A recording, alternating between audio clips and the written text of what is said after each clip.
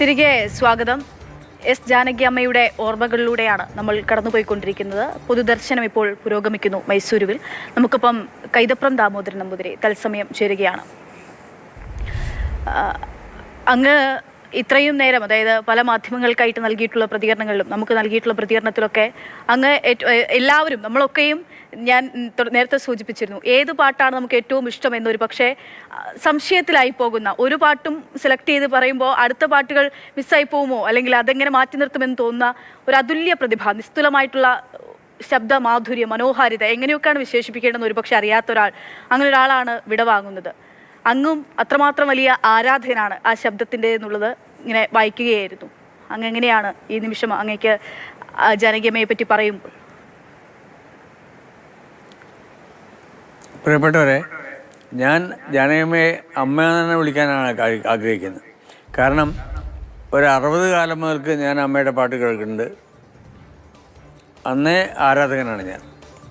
ഇത്രയും ശ്രുതിശുദ്ധമായിട്ടുള്ള ഭാവനിർഭരമായിട്ടുള്ള ഗാനം എന്ന് പറയുന്നത് വേറൊരാളിൽ നിന്ന് കേൾക്കാൻ പറ്റാത്ത അത്രയും സമ്പന്നമായ ഒരു പാരമ്പര്യം വേറെ ആർക്കും ഉണ്ടെന്ന് എനിക്ക് തോന്നുന്നില്ല. ഒരാൾ മരണപ്പെട്ടപ്പോൾ പറയുന്ന ഔപചാരിക വാക്കല്ല, അമ്മ തന്നെയാണ്. ചലച്ചിത്ര രംഗത്തെ അമ്മ തന്നെയാണ്. ഒരു 4-5 വർഷം മുമ്പേ അവർ പാട്ട് നിർത്തി. പക്ഷേ ഭാരതീയ സമൂഹത്തിന് അവരുടെ പാട്ട് നിർത്താൻ പറ്റില്ല. കാരണം നമ്മൾ കേട്ടോണ്ടേയിരിക്കും. അതാണ് അമ്മയുടെ പ്രത്യേകത. അത് കാലത്തിൻ്റെ പ്രത്യേകത കൂടിയാണ്. ഒരു റേഡിയോ, അപൂർവമായി കാണുന്ന റേഡിയോയിലേക്കൂടെ മാത്രം പാട്ട് കേട്ടുകൊണ്ടിരുന്ന ഒരാളാണ് ഞാൻ. ഒരു കുട്ടിയാണ് ഞാൻ. അന്ന് 60കളിൽ ഞങ്ങളെ കൈതപ്പുറം ഗ്രാമത്തിൽ തന്നെ വളരെ കുറച്ച് റേഡിയോ ഉണ്ടായിട്ടുണ്ട്. ആ റേഡിയോ ഉള്ള സ്ഥലത്ത് പോയി കാത്തിരുന്നിട്ട് കേൾക്കുന്ന പാട്ടുകളായിരുന്നു മറ്റേ തച്ചോളി തന്നിലെ പാട്ടുകൾ. അങ്ങനെ അത്രയും പഴയ പാട്ടുകൾ. പിന്നെ ഉണരുണരു എന്നുള്ള ഗാനം, അതൊക്കെ അന്നേ കേട്ട് ഇങ്ങനെ ഹൃദയത്തിൽ സൂക്ഷിച്ച പാട്ടുകളാണ്. ആ അമ്മയാണ് നമ്മളെ ലോകത്തിന് നഷ്ടപ്പെട്ടു പോയത്. എത്രയോ ഗാനങ്ങൾ, എൻ്റെ ഗാനങ്ങൾ തന്നെ അവർ 3 പടങ്ങളിൽ പാടിയിട്ടുണ്ട്.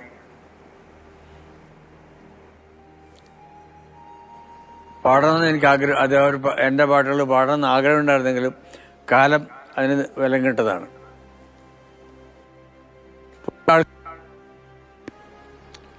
രുചി ഈ താൽക്കാലിക പ്രതിഭാസം പോലെ രുചികൾ മാറിക്കൊണ്ടിരിക്കും. പക്ഷേ യഥാർത്ഥ ആസ്വാദകർക്ക് രുചി മാറില്ല. ജാനകിയമ്മ തന്നെയാണ്. സുശീലാമ്മയാണ്. എം എസ് സുബ്ബലക്ഷ്മിയാണ്. അവർക്കൊക്കെ ഓരോ സ്ഥാനങ്ങളുണ്ട്. ആ സ്ഥാനങ്ങൾ മുഴുവൻ അവർ പോയിട്ടും അതേപോലെ നിലനിൽക്കുന്നുണ്ട്. അവർ ഉള്ളവരിപ്പോഴും നമ്മുടെ മനസ്സിലുണ്ട്, ഹൃദയത്തിലുണ്ട്. ഏതായാലും ജാനകിയമ്മയുടെ ഗാനങ്ങൾ നമ്മുടെ ഹൃദയത്തിൽ തന്നെ തങ്ങുന്നവയാണ്. അത് നമ്മളെ വിട്ടുപോവില്ല. അമ്മ നമ്മളെ വിട്ടുപോയി എന്നുള്ള സത്യം നമ്മൾ അംഗീകരിച്ചേ പറ്റൂ. പക്ഷെ ആ സംഗീത വാത്സല്യം, ആ സംഗീത ഹൃദയം, സംഗീത സ്വരമാധുരി നമ്മളെ മനസ്സിനെ തഴുകിക്കൊണ്ടേയിരിക്കും ഇപ്പോഴും. തീർച്ചയായിട്ടും എൻ്റെ പുതിയ തലമുറയ്ക്കും ആ ഒരു സ്വപ്നം സബലീകൃതമാവട്ടെ. അവരുടെ ഗാനങ്ങൾ ഇനിയും കേൾക്കാൻ ഇടവരട്ടെ എന്ന് ആശംസിക്കുന്നു. അമ്മയുടെ ശരീരം നമ്മളിൽ നിന്ന് നഷ്ടപ്പെട്ടെങ്കിലും ശരീരം നഷ്ടപ്പെട്ടില്ല. അമ്മയുടെ ആത്മാവ് ഭാരതത്തിൻ്റെ മനസ്സിലുണ്ട്. ഗാനാസ്വാദകരുടെ മനസ്സിൽ അമ്മയുടെ ആത്മാവ് നിലനിൽക്കുന്നുണ്ട് എന്നാണ് എനിക്ക് പറയാനുള്ളത്. അമ്മ അനശ്വരയാണ്. അങ്ങ് ഇപ്പം തന്നെ പറഞ്ഞ തൊണ്ടയിൽ തമ്പൂര് വെച്ചതുപോലെ എന്ന് ഒരു മനുഷ്യനെ പറ്റി പറയുമ്പോൾ അതായത് നമ്മളൊരാളുടെ പാട്ടുകൾ കേട്ട് എവിടെയെങ്കിലും എത്തുമ്പോൾ നമുക്കത് ഫേവറേറ്റ് ആയി മാറും. അത് എവിടെയാണ് അങ്ങനെ തോന്നി തുടങ്ങിയത്? ഞാൻ നേരത്തെ പറഞ്ഞിട്ടുണ്ട്. എല്ലാ ഗാനങ്ങൾക്കും ഉണ്ട്. ഞാൻ നേരിട്ട് അവരുടെ ഗാനങ്ങൾ കേട്ടത് ഒരു 60 കാലത്താണ്. ഞാൻ ഗാനമേള കേട്ടിരുന്നത്. അന്ന് ഏറ്റവും പുതിയ പടം എന്ന് പറഞ്ഞിട്ട് വന്നിട്ടുള്ള പാട്ട് മധുരപ്രതീക്ഷിതൻ പൂങ്കാവിൽ വെച്ചൊരു മണിവേണു ഗായകനെ കണ്ടുപിട്ടിയെന്നുള്ള പാട്ടാണ്. അത് ദാസേട്ടനും ജാനകിയമ്മയോട് പാടുമ്പോൾ വല്ലാത്തൊരു ചെറുപ്പത്തിൻ്റെ ഒരു സൗന്ദര്യം ഉണ്ടായിരുന്നു. അന്ന് മുതൽ ഞാൻ അമ്മയുടെ ആരാധകനാണ്. ഇതുവരെ അതിന് മാറ്റമില്ല, ഇനിയും മാറ്റമില്ല. 1-ാം നമ്പർ എന്ന് പറഞ്ഞാൽ ഞാൻ ജാനകിയമ്മയ്ക്ക് തന്നെ കൊടുക്കും. ഇപ്പോഴും ജാനകിയമ്മ വെറുതെ ഒരു പുസ്തകം നോക്കിയിട്ട് ഇങ്ങനെ മൈക്കിൻ്റെ മുമ്പിൽ ഇടുന്നാൽ ഒരു ചലനമില്ലാതെ അവരുടെ പാട്ട് ഒഴുകിക്കൊണ്ടേയിരിക്കും. അതാണ് അമ്മയുടെ പ്രത്യേകത. അതായത് അങ്ങ് പറഞ്ഞ ഈ ചെറുപ്പം, യൗവനം, അതായത് 40ാമത്തെ വയസ്സ് പാട്ട് പാടുന്ന സമയത്തും ഒരു 16-കാരി, ഒരു 17-കാരി പാടുന്നത് പോലെ ആ ശബ്ദത്തിൽ എപ്പോഴും ഒരു യൗവനം കാത്തു സൂക്ഷിക്കുന്നുണ്ടായിരുന്നു, അല്ലെങ്കിൽ ആ യൗവനം നിലനിൽക്കുന്നുണ്ടായിരുന്നു. ഇപ്പോൾ ഈ പാട്ടുകാർ പലരും അവരെങ്ങനെയാണ് ഈ ശബ്ദം കാത്തു സൂക്ഷിക്കുന്നതിനെ പറ്റി പറയാറുണ്ട്. അമ്മയുടെ ശബ്ദത്തിലെ ആ യൗവനതയെ പറ്റി, യുവത്വത്തെ പറ്റി എന്നാണ് എനിക്ക് പറയാറ്. ശരിക്ക് ഒരുപാട് സാധാരണ ആൾക്കാർക്ക്, ഗായകർക്കില്ലാത്ത ഒരുപാട് അസുഖങ്ങൾ അമ്മയ്ക്കുള്ളതാണ്. ആ ചെറുപ്പത്തിലെ ഈ ശ്വാസം മുട്ടുണ്ടായിരുന്നു. പക്ഷേ എല്ലാം കൺട്രോൾ ചെയ്താലും അമ്മ അസാധ്യമായിട്ട് പാടും. ആ മൈക്കിൻ്റെ മുമ്പിൽ നിന്നാൽ അമ്മയുടെ സ്വഭാവം മാറും. ഞാനങ്ങനെ കേട്ടിട്ടുള്ളത്. നേരിട്ട് പാടുമ്പോഴും വല്ലാത്തൊരു ഭംഗിയാണ് അമ്മയുടെ ശബ്ദത്തിന്.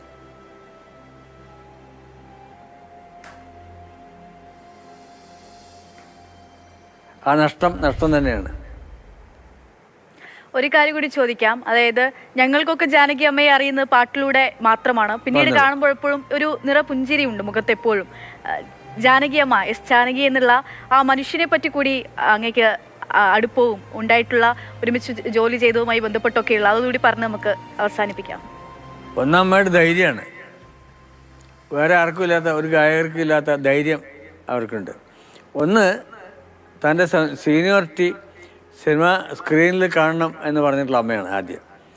ദാസേട്ടന് എന്നെക്കാൾ പ്രായം കുറവാണ്. അതുകൊണ്ട് മുതിർന്ന ആൾ നിലക്കുള്ള എക്സ്പീരിയൻസ് എനിക്കാണ്. അതുകൊണ്ട് എൻ്റെ പേര് ആദ്യം വെക്കണം എന്ന് പറയാൻ ധൈര്യം ഉണ്ടായിരുന്നു ജാനകിയമ്മയ്ക്ക്.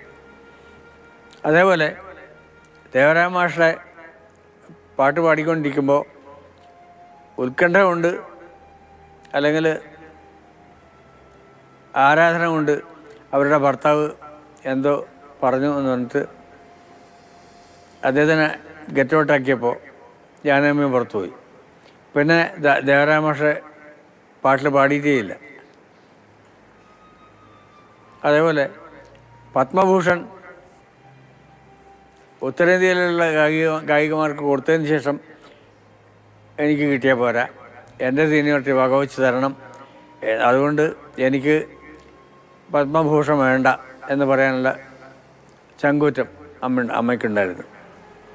പിന്നെ സൗന്ദരരായൻ്റെ ശബ്ദത്തിലും, സൗന്ദരരായൻ്റെ ശബ്ദത്തിലും, സുശീലാമ്മയുടെ ശബ്ദത്തിലും പാടുന്ന ഞാൻ കേട്ടിട്ടുണ്ട്. ഇതൊക്കെ ധൈര്യമാണ്, അല്ല അവരുടെ പ്രത്യേകതയാണ്.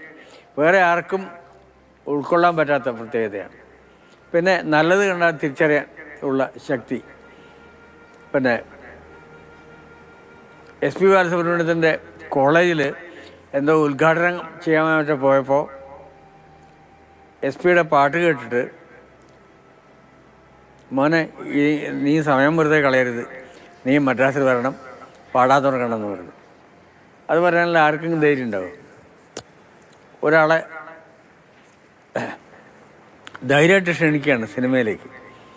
നിൻ്റെ പാട്ട് സിനിമയ്ക്ക് ആവശ്യമാണ്, നിൻ്റെ പാട്ട് എപ്പോഴും സിനിമ ഏറ്റെടുക്കും എന്ന് പറയാനുള്ള ഒരു മുൻകൂട്ടിയുള്ള ഉൾക്കാഴ്ചയും അത് പറയാനുള്ളൊരു ധൈര്യവും ഇഷ്ടവും ഒക്കെ അവർക്കുണ്ടായിരുന്നു. SP പോലെയുള്ള മഹാഗായകനെ നമുക്ക് കിട്ടിയതിൻ്റെ ആദ്യ വാക്ക് അമ്മയുടെ വാക്കാണ് എന്ന് പറയുന്നത് അദ്ദേഹത്തിനും സന്തോഷമുള്ളതാണ്, കേൾക്കുന്ന നമുക്കും സന്തോഷമുള്ളതാണ്. അതുപോലെ ലീലാമ്മ പിന്നെ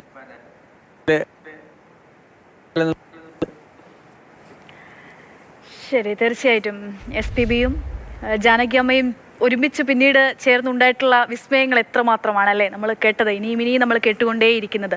ഇപ്പോൾ കൈതപ്രമാണ് നമ്മളോട് സംസാരിച്ച അദ്ദേഹത്തെ പോലെയുള്ള ഇവരൊക്കെ ചേർന്ന്, ഈ മഹാരഥന്മാരൊക്കെ ചേർന്നുണ്ടാക്കിയതെന്തോ, അവരുടെ പ്രതിഭയെന്തോ, അവരുടെ കലയെന്തോ, ആ കല അനുഭവിക്കുന്നവരാണ് നമ്മൾ. ഇവരൊക്കെ ഇപ്പോൾ ജാനകിയമ്മയുടെ കാര്യത്തിൽ അമ്മ ഇനി ഇല്ല എന്നുള്ളതൊരു യാഥാർത്ഥ്യമാണ്. പക്ഷേ പാട്ടും ആ ശബ്ദമാധുര്യവും അതുണ്ട്, അതെല്ലാ കാലത്തും നമ്മളൊക്കെയും ജീവിച്ചിരിക്കുന്ന കാലം എത്രയോ ആ കാലം അത്രയും നമ്മൾ കേട്ടുകൊണ്ടേയിരിക്കും. അടുത്ത തലമുറയും അത് ഏറ്റുപാടും. അങ്ങനെ കലാകാരന്മാർ മരിക്കുന്നില്ല, കലാകാരന്മാർ അനശ്വരരാണ് എന്ന് നമ്മൾ പറയുന്നത് അതുകൊണ്ട് തന്നെയാണ്. അവരുടെ കലയിലൂടെ അവർ നമുക്ക് ചുറ്റും എപ്പോഴും ഉണ്ടാകും.